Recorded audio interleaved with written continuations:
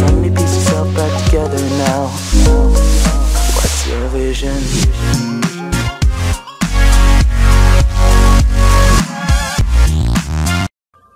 Well, I personally don't think they're going to get 6 weeks of warning. I think maybe they might be lucky if they get 6 days of warning, and more than likely it'll be 2 days of warning.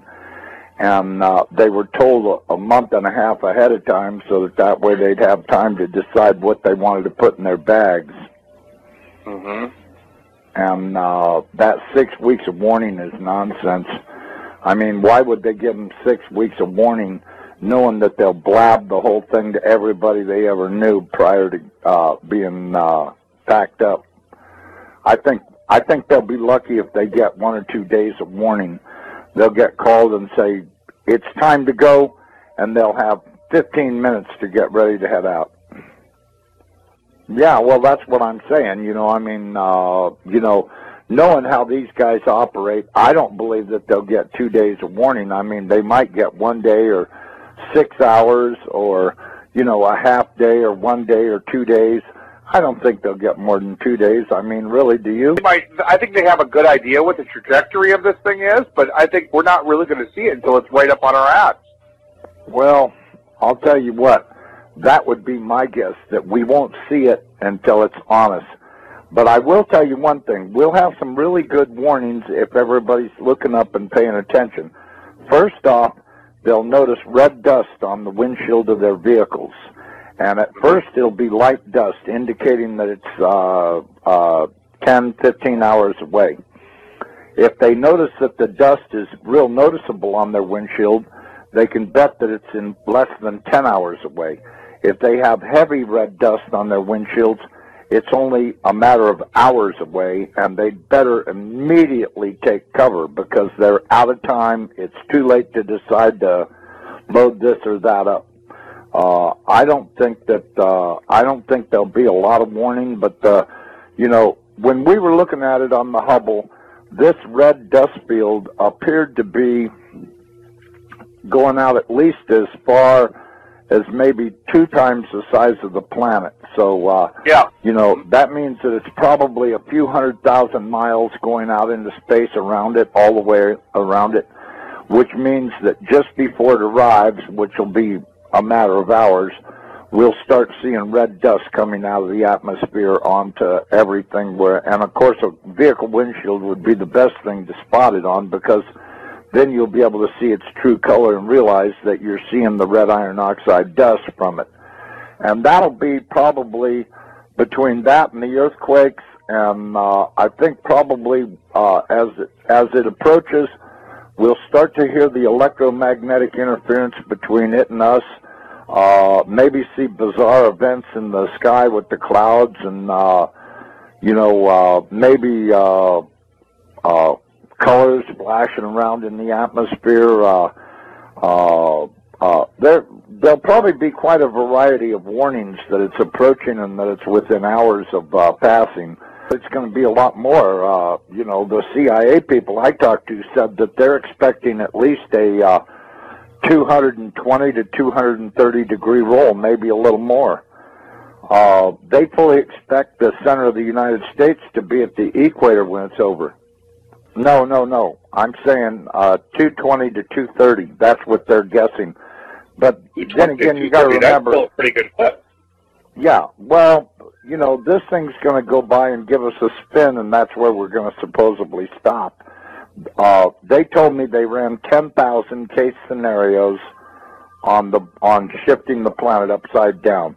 They did it 10,000 times on the Earth.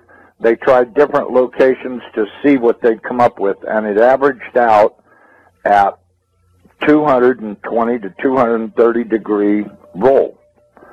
So, I think probably them knowing the trajectory isn't, I don't think that's a matter of question. I'm sure they know the trajectory. I'm sure they know the exact minute it's going to show up. I've heard a lot of stories that I would only tell you in private about this because it's so far over the top, most people would go into immediate denial if they heard it. So, The most I can say is that they better be expecting at least a 180 to a 220 degree pole roll when this happens. And as far as that bulge around the center of the planet, I got news for everybody. This thing is going to do a very fast roll, and that water is going to go everywhere. The Lord warned you. The oceans will roar from pole to pole. Is there some part of that nobody understands? The average depth? Yeah, what's the average depth of the ocean around the world? 10,000 feet. 10,000 feet. It's about 2.5 miles. That's the average depth of the ocean. Although the depth does increase at the equator because there's spots where it's averaging 7 miles deep. Pole rolling into the position of the South Pole. That means that the North Pole has got to go through that bulge before it can reach its final resting place. So we're going to have 7 miles of water doing some serious washing around on the land. So let me ask you this: if we did a 220 degree pole shift, would that be an instantaneous pole shift, or would that be a? No, it's going to be, as I understand, it's going to happen over the course of half an hour to an hour. And actually, they said 28 minutes. That's pretty instantaneous. That's pretty fast, yeah. That's pretty fast. We're going to probably see 400-mile-an-hour wind on the surface. We're going to see big-time water splashing around. We're going to see earthquakes that are so bad that it'll set off every volcano ridge on the entire planet. Every volcano ridge on the entire planet will be going off. The tectonic plates will be being jerked apart by probably miles apart, as the surface of the earth will be like a bowl of jello. It'll be flexing around so hard that every tectonic plate everywhere on the planet will open. The volcanoes will be shaken so hard that they'll start erupting. You're looking at hell on earth here. This ain't going to be no joke. This is going to really eliminate a lot of people because either they didn't know about it or they didn't believe, or whatever the case may be. It's going to be a real shame for them because I'll tell you, when Nibiru rolls the planet upside down, it's going to kill 4 billion people, and that's the first day, and the rest will survive on. But very few survivors will still be around when the weather finally gets good enough to get a full growing season, because they just were not prepared enough to make it. And it's going to eliminate a lot of people. I mean, I wouldn't be under these underground facilities that all of these elite people think they're going to hide out in, because they're going to be torn to pieces by the flexing of the planet. I mean, the crust of this planet is going to really act up big time. And there won't be any survivors in those underground facilities. Well, I'll tell you what. I really don't think that the survivorship of this will be real high because of the denial. The level of denial in this country is obvious by Department of Homeland Security planning to fight everybody. The United States government has been terrorizing everybody around the world forever and ever. The churches are all in denial. I mean, the Chinese, they take babies and cook them up into stew and stuff. It's taken over this planet. And that's why I said about the churches being asleep. The churches have not protested this at all. And they're going to pay dear for having kept their mouths shut and been politically correct. This is the one that's going to cost them their ass. And one evil thing stacked on top of another. And all of these people that have been condoning all of this stuff, they don't talk about it. They just, they own stock in the companies and they think they're getting rich, and what they're actually doing is getting ready to die, and they don't even know it. I tell people all the time, guess what? You're probably not going to be alive this time next year, so don't worry about what you're doing.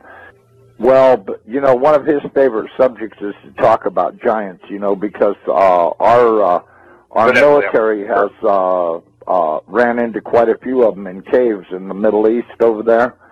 And they've came across several ones that were alive. They've even managed to capture a couple of them. They've had to kill a few of them because these guys aren't little guys. Apparently they caught one recently that was, I don't know, I guess about 14 feet tall, and they had a hell of a time subduing him. They discovered that their small arms fire were not very effective against these guys, but, you know, when I think about the size of that spaceship that I saw last year going across the mountains here in Colorado, I don't know how big these guys are. Steve Quayle says they're real big, that some of them are as tall as 38 feet. This thing was big enough to where it could have had a few thousand of those 38-foot tall guys in it, and it would have been no problem, because I'm telling you, this thing was at least 1,000 feet in diameter, maybe more, and at least a couple of miles long. I mean, it was big.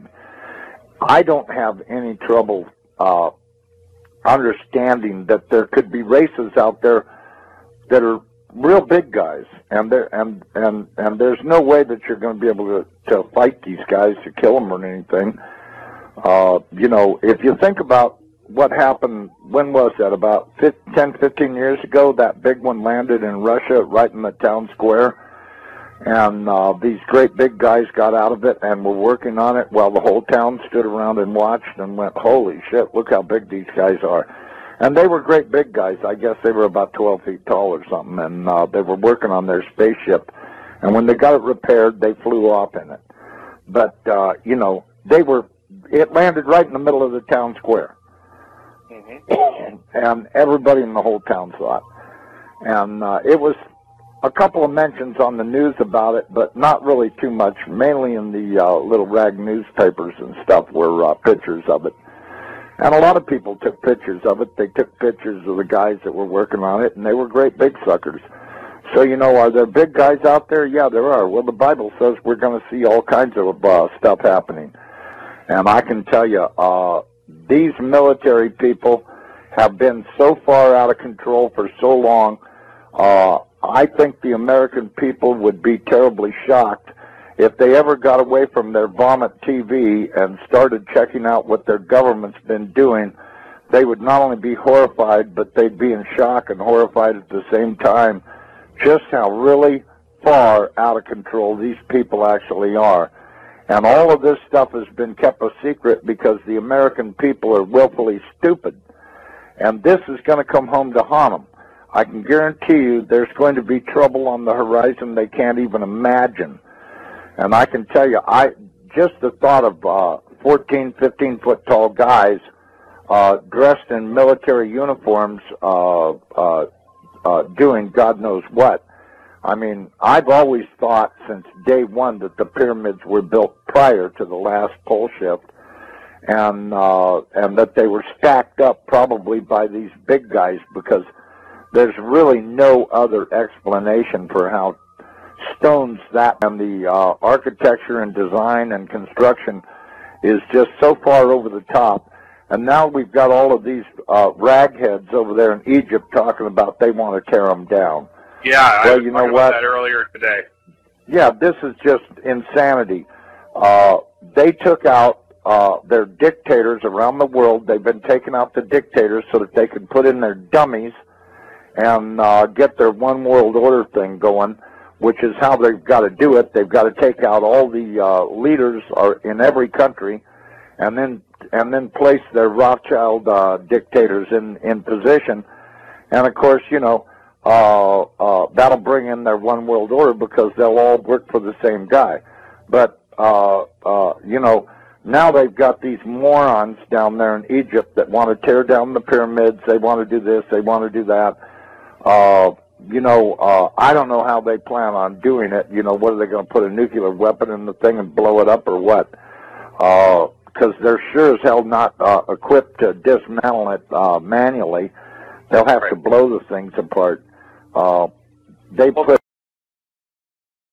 I was afraid the government would respond to the financial crisis by doing more of the same policies that caused it, which is more deficit spending, more cheap money, more central banking and central planning. And as a result, I think the U.S. economy is now poised for a much bigger collapse. I think that what's coming is a sovereign debt crisis and a currency crisis that will make the financial crisis of '08 look like, the proverbial Sunday school picnic. This is something that's affecting the economy right now. Oh, absolutely. The fiscal cliff specifically is one of the major ways in which the slow recovery that we have could be completely derailed.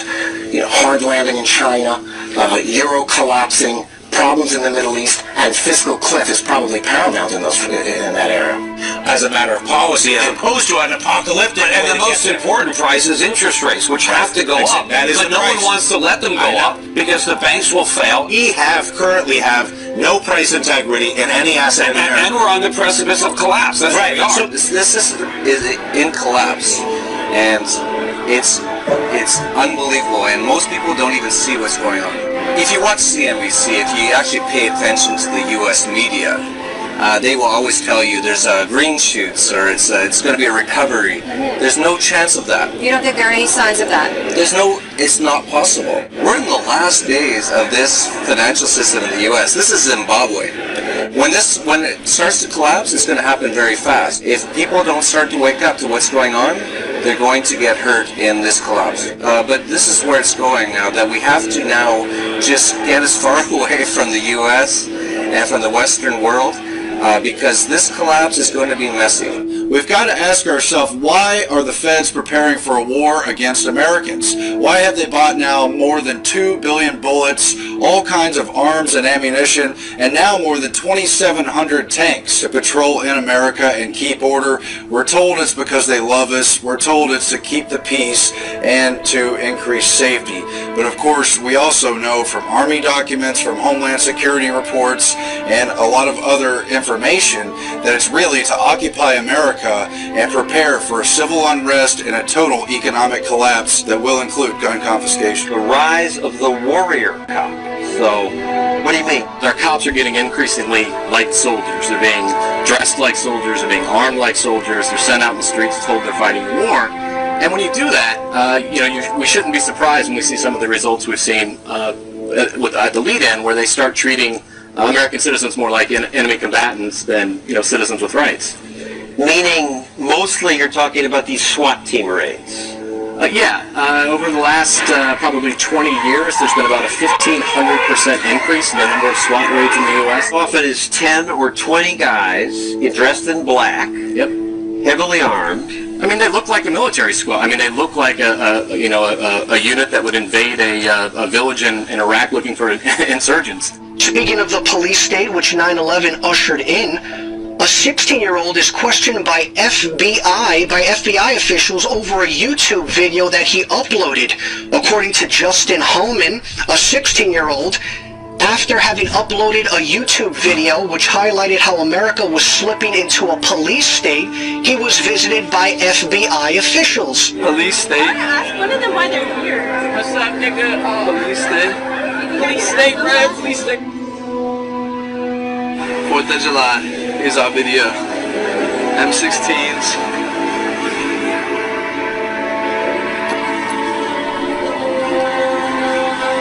Because we don't live in a police state, sir. Martial law has not been established in this country. Open the door, sir. He's got his hand up. You're gonna kick my door. You kicked my door down. You kicked my door down. Get on the ground. You kicked my door down. Yes, we did. Get on the ground. No, you have no right to be in here. You have no right to be in here. You have no right to be here. You have no right to be in here. Do not touch her. You are assaulting her.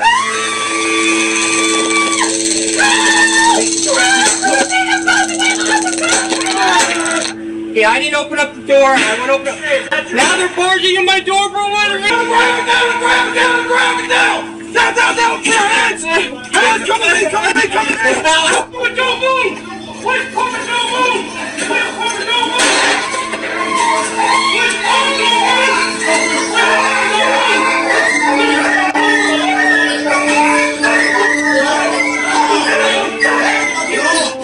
If what we saw in response to bombs was that, what would the response be in the wake of something bigger?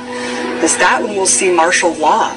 take effect across the country? And more importantly, will people just accept it entirely out of fear? It was never meant that we would have this gigantic police force from the federal government. I mean, we had martial law up there, FBI, and all these agents coming in, closing things down, going to people's houses. The police state is staring us in the eye, and it's getting more and more imposed upon us, and more imposed on society every day. More and more people are waking up faster and faster and faster. I think it could very well come to that based on the things that are happening in the news, and we're seeing, the collapse of our economy, so many different things happening. I have spoken with one federal agent, and the information succinctly boiled down is this. There is an event coming, Steve, in the very near-term future that is going to affect the United States of America to its very soul.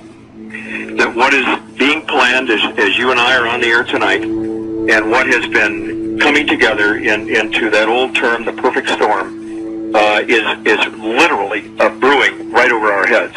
It is and includes military maneuvers in the United States, military actions that are forthcoming, and that will be so deep and so penetrating that the United States will never be the same. We've heard about the NSA spying on us all and think, no big deal. I'm not a terrorist, so I have nothing to worry about. Think again. Because we are all potential terrorists, according to the American government. You can't just do these kind of things. And this one is not only repealing the principles of liberty, but it's destroying the Constitution. All of these invasions of our personal privacy under the guise of protecting us, they're just wrong. And it's no longer about keeping us safe. This is about keeping us safely under the government's eye. And it is clear the government is watching all the time. Oil looks higher. Gold looks higher, currencies look weaker. More about this currency crisis you see erupting. What does that assume about what's going to happen to the dollar? Well, it assumes that the dollar will utterly get destroyed and become virtually worthless. I don't know how that inevitably resolves itself. It may resolve itself in some type of a global currency crisis. And then if the global currency crisis unfolds, then inevitably you get, I guess, an alignment under a global world government, a new global currency, and a new world order. Growing debate in Washington following reports that some U.S. senators are now considering an immigration bill that would force all U.S. workers to carry around biometric ID cards. Well, it is an idea that is now raising some serious concerns among privacy advocates. Through the advancing market of biometrics, technology that uses physiological and behavioral recognition to identify people. A system touted as a national security necessity is being used to build a database where the biometric identity of millions of Americans will be gathered and stored. We really need to attack this in a comprehensive kind of way, not some knee-jerk reaction like sticking something in someone's finger to verify who they are and whether or not they can be employed in this country. The U.S. Department of Homeland Security has been buying up massive amounts of ammunition. Americans are wondering why. Do you think this is a sign that they're preparing for some sort of mass civil unrest? If you look at what the Department of Homeland Security has been purchasing over the last year, it comes out to like 1.6 billion rounds of ammunition, more than 7,000 fully automatic assault weapons, 2,700 MRAP type vehicles, and now drones. Those are instruments of war. Department of Homeland Security, who are they going to fight a war against? When I participate in assisting the feds coming into states and going into homes and taking everybody's gun home, and I said I would not be a part of something like that. And I said one of the reasons I wouldn't want to get shot, because the American people are only going to put up with so much before they push back. And I said, if the feds tried to do that, disarm this country, I said you would see an uprising and maybe a version of the Second American Revolution.